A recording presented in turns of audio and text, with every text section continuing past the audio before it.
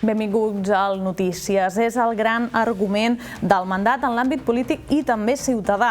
L'Ajuntament de Reus ha impulsat un pla estratègic per dibuixar com ha de ser la ciutat en els pròxims 10 anys. En els darrers dies hem recollit les valoracions dels partits a l'oposició, però també hem tingut les veus a diferents membres de la societat civil d'aquí de la ciutat de Reus. Avui el que volem fer és conèixer en profunditat aquest pla estratègic de la mà de la vicealcaldessa de Reus, Noemí Llauradó. Gràcies per acompanyar-nos. Bon dia, moltes gràcies. Parlem d'un pla estratègic per la gent que ens segueix des de casa. Què significa, què ha de portar aquest pla? Perquè a vegades quan parlem de projectes, plans, sembla tot paper mullat. Què ha de definir?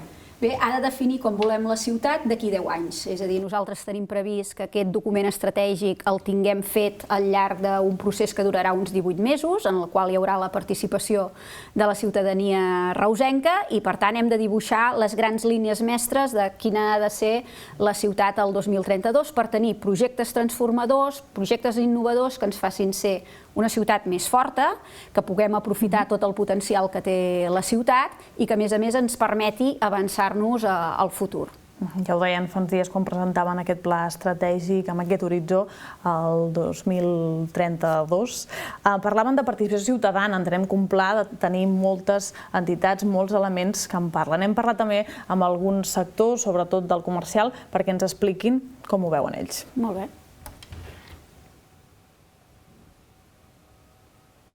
Però també si cal fer canvis urbanístics a la ciutat per tal d'afavorir que la gent pugui accedir en aquests comerços. És a dir, també si cal canviar el sentit d'un carrer per afavorir els comerços d'una zona, doncs s'hauria de poder canviar.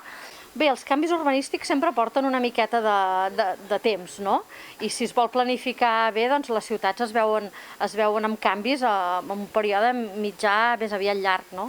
Que hi hagi un projecte que estigui pensat per una visió més a futur, més a mig, quasi bé llarg termini, és benvinguda. Ciutadà, en general, domini del tot, és a dir, se'n serveixi de les tecnologies per viure millor i per poder desenvolupar la seva activitat laboral, personal, familiar, millor.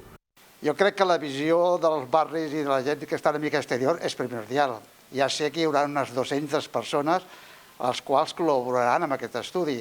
Nosaltres creiem que Reus ja no creixerà més per la Passapi ni per als Serravals. Reus ha de créixer al voltant de la T11 o a la zona sud de Reus.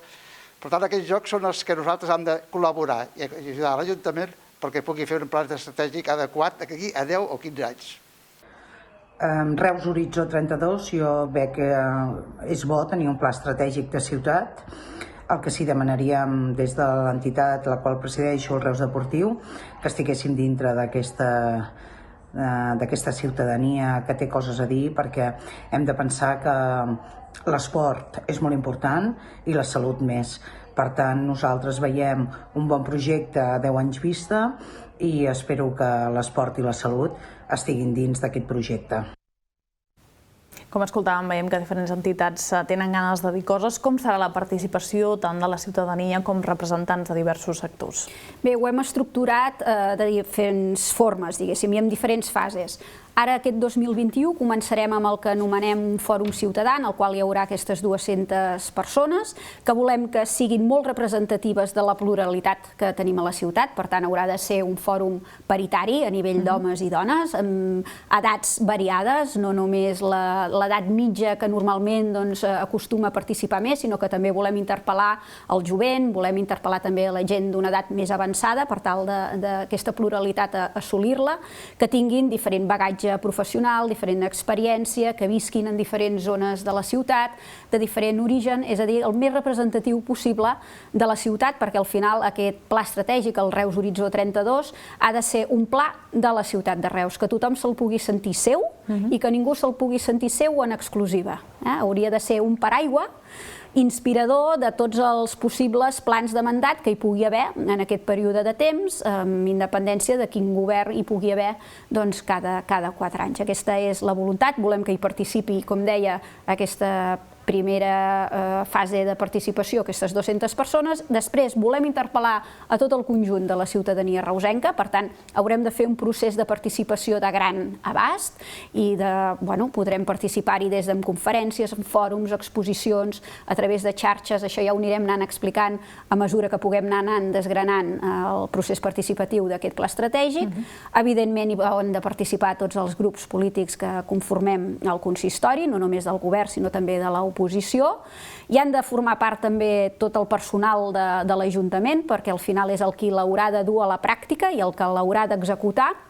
I finalment també, com una qüestió més innovadora, interpel·larem els municipis del nostre entorn, amb el qual la ciutat de Reus sempre hi ha tingut vincles, ja sigui comercials, laborals, culturals, socials i històricament.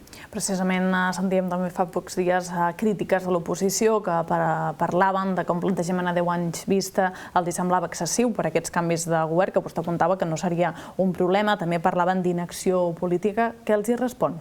Bé, vaig sentir, em sembla, aquí mateix a Canal Reus, el senyor Josep Maria Pinyol, expert de la Càtedra de Regió del Coneixement de la Universitat Rovira i Virgili, que deia que, efectivament, normalment aquests plans estratègics que tenen aquesta mirada més llarga, que no són els plans de mandat, que serien de mig termini, que serien els de 4 anys, que també el tenim, i que també es diferencien de la gestió diària, normalment es preveuen així, amb aquesta durada d'uns 10 anys, perquè és una fita, diguéssim, temporal assolible, però que permet projectar-te a unes línies estratègiques de futur. També deia que és bo que aquests plans estratègics surtin del que seria estrictament el mandat polític, perquè són fites o projectes transformadors que van més enllà d'un mandat i que, per tant, han de tenir una visió de més llarga projecció. Per tant, els grups de l'oposició ja hi hem mantingut converses abans de fer la presentació de l'inici del procés. Avui mateix m'hi torno a veure, perquè és molt important que ells també formin part, facin les seves aportacions, són els representants de la ciutadania reusenca, per tant, expressen aquest pluralisme polític i estic convençuda que faran aportacions també de gran valor per la ciutat, perquè, repeteixo, és un pla de tota la ciutat. Li he de demanar concisió o brevetat en la resposta a aquesta pregunta que li plantejaré. Quins pols atractius no s'ha d'oblidar Reus en aquest pla estratègic? Parlem d'un aeroport, parlem amb aquesta mirada de posar les infraestructures, una mirada metropolitana, del litoral.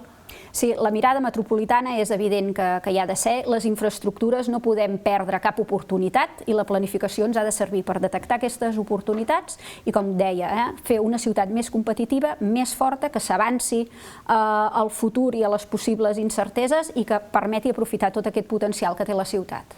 Doncs Noemí Llauradó, vicalcaldessa de Reus, gràcies per acompanyar-nos i n'haurem de seguir parlant per veure com avança tot plegat. Encantada, moltes gràcies. Que vagi molt bé. Gràcies.